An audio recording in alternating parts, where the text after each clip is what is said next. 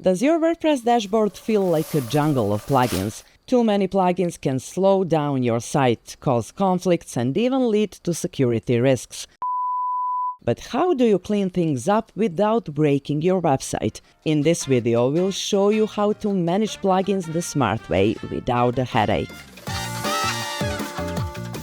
Step 1. Audit your plugins. Go through every plugin and ask, do I really need this? If a plugin hasn't been used in months or its features are built into another tool, deactivate and delete it. Step 2.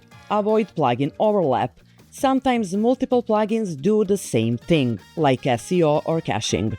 Stick to one plugin per purpose to reduce conflicts and confusion. And finally, step 3.